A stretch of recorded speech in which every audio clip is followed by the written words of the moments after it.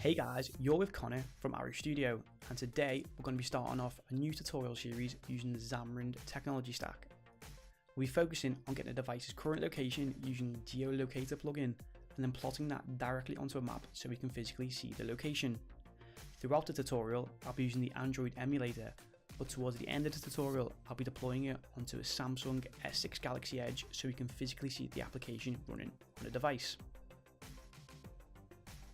So we're going to go ahead and open up Visual Studio. I'm currently using Visual Studio Community 2015, and you may be using a different version to me. We're just going to click a new project on the left. Click the cross-platform tab under Visual C# and select the blank XAML app, Xamarin Forms Portable. We're then going to change the name to Location Sample App.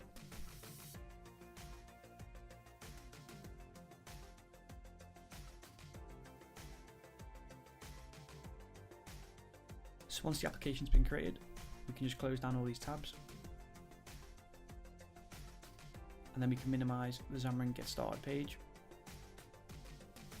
And as you can see on the right, it's created a development environment for iOS, Android, Windows Phone, Windows, and the portable class wrapper.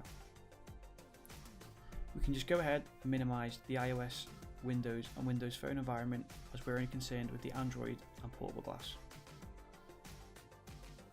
We're just going to right click on a location sample app.droid and then set start a project, and then as you can see at the top, it now gives us the option to execute this with the Android emulator. But if we just click on the main page.xaml to the right, we can see that the app comes ready with a label that has text "Welcome to Xamarin Forms." So we go ahead and click execute and then just wait for this to compile.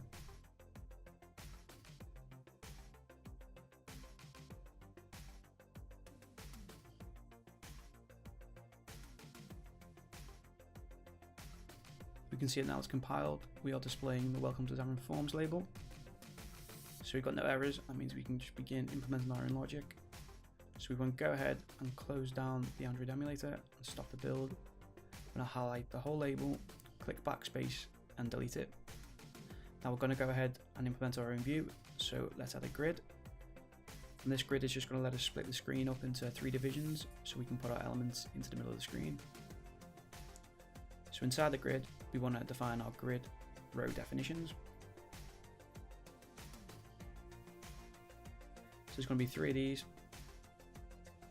and we're going to create them each with a height of 3.33. So we're just going to go ahead and create the first row definition, like so. And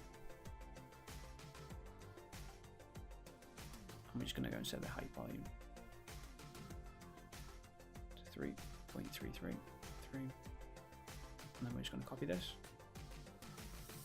I'm going to paste it once and then paste it again. So now we have our 3 divisions in the grid. So we're going to go ahead and create a stack layout, and this will just be used as a wrapper around our view elements. We're going to place a stack layout into the grid row 1, which is actually the second row definition as the index count goes from 0, 1, 2 instead of 1, 2, 3. So inside the stack layout, we're going to create our first label. So these labels are just going to be used to display the position, so the latitude and longitude of the device. I'm going to go ahead and give the first label a variable name of txt_lat. And then we're just going to go ahead and copy this label and create a second label. And this label will be used to display the longitude value, so we're just going to give this a variable name of txt_long. And the third view element we're going to be creating is a button, and we're just going to be using this as an event so we can get the device's current position. We're going to give this a variable name of btn get location. So these are our 3 view elements. So it's just a basic design at the moment. So we're just going to be displaying the latitude and longitude after we click the get location button. So before we go ahead with any logic, we're going to need to add the Xamarin plugin called Geolocator. and this will just allow us to access the device's location properties so we can pull through the latitude and longitude. So we're going to right click Sample App Portable and add Manage NuGet Packages. Then we're going to click Browse, and then we're going to search for the NuGet package geolocator. And it'll be the one called xam.plugin.geolocator. I'm going to click Install, click OK, and this will add the reference into the Xamarin Forms portable area. Because we're targeting Android, we're going to need to do the same for this. So we're going to right click on the location sample app.droid, add Manage NuGet Packages, click Browse, and then we're going to search for geolocator again. And then select xam.plugin.geolocator, click Install, and then this should add the reference into the Android development area as well.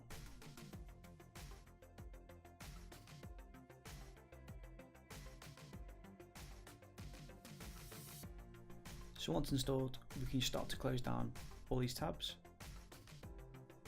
And just before we start adding the code in, we're going to need to do one more thing, and that is right click on the location sample.droid,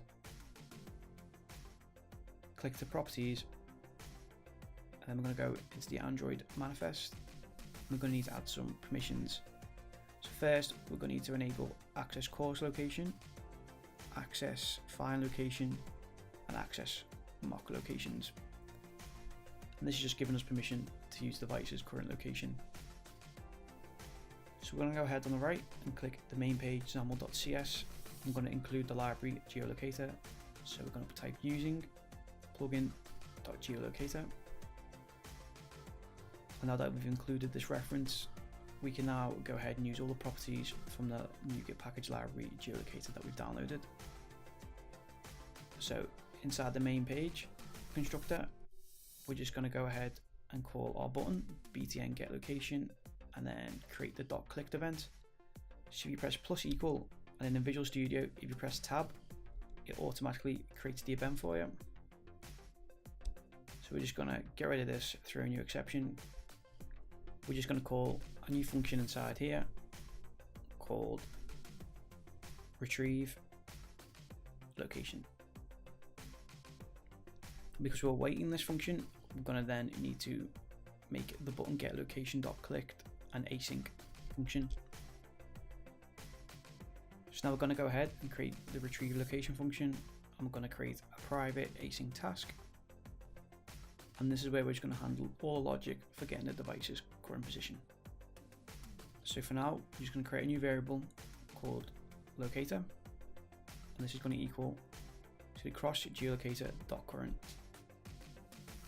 And then for the locator, we're going to set a desired accuracy of, let's say, 20 meters. And this just means that when we're receiving the position data, we want to be getting this accurate up to 20 meters.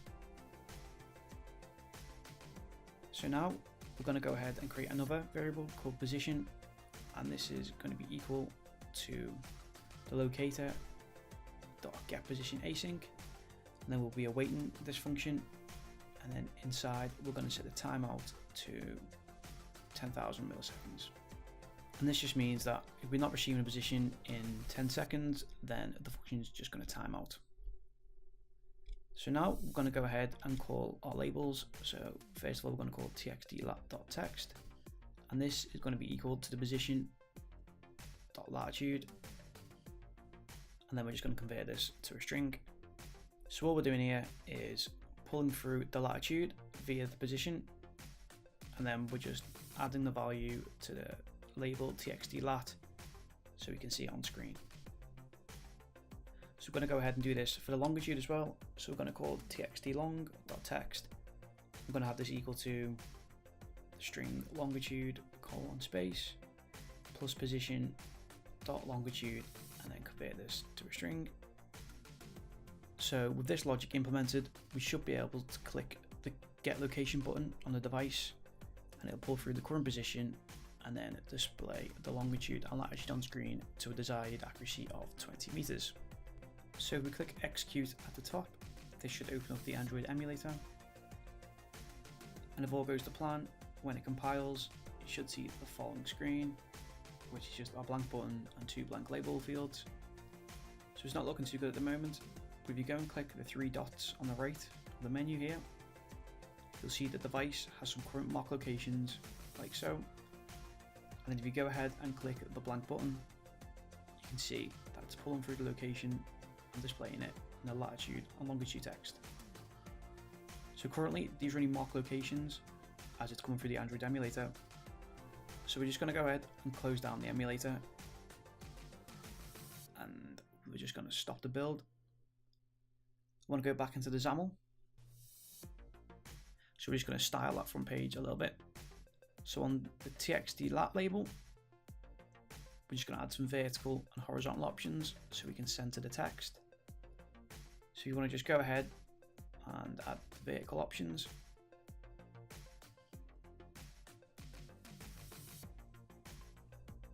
And this is just going to be equal to fill. I'm just going to go and add the horizontal options. And this is just going to be equal to center. In fact, we're also going to change the vertical options to equal center as well. So we want to just copy that, and we're going to add that onto the TXT long label. I'm just going to add some text for the onload, and we're just going to replicate it with the latitude colon space, and copy that here, and then change this to the longitude colon space.